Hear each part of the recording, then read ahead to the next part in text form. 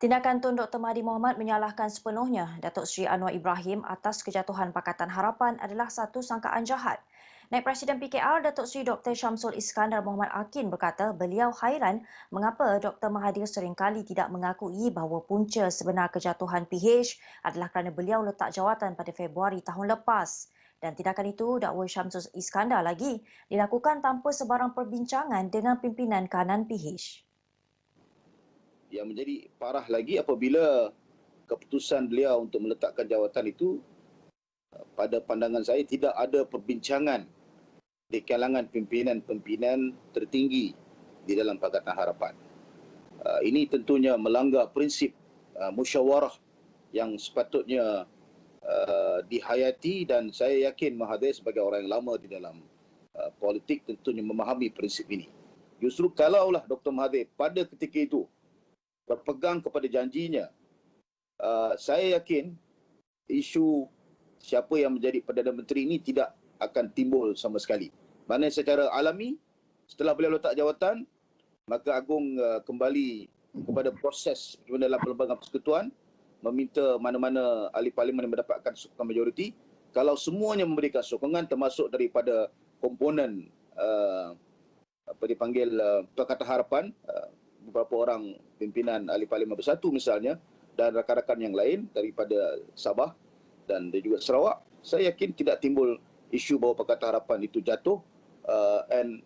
Untuk Dr. Mahathir meletakkan kesalahan ini hanya kepada Datuk Seri Anwar, pada saya itu merupakan satu sangkaan yang jahat.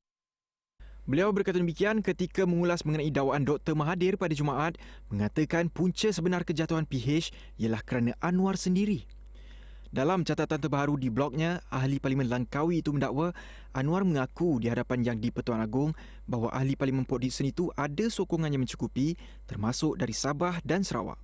Dr. Mahathir berkata itu bertentangan dengan apa yang dipersetujui pada hari sebelumnya, iaitu mereka semua sepakat menamakan Dr. Mahathir sebagai calon Perdana Menteri. Mengulas lanjut, Syamsul Iskandar berkata perkara itu menjadi satu pengajaran buat PH dan gabungan politik akan datang untuk pertahankan muafakat yang dipersetujui. Justru apabila ini tidak berlaku dan ini semua disebabkan oleh Dr. Mahathir meletakkan jawatan, maka beliau menjadi punca kepada permasalahan ataupun konflik politik yang timbul di dalam Pakatan Harapan.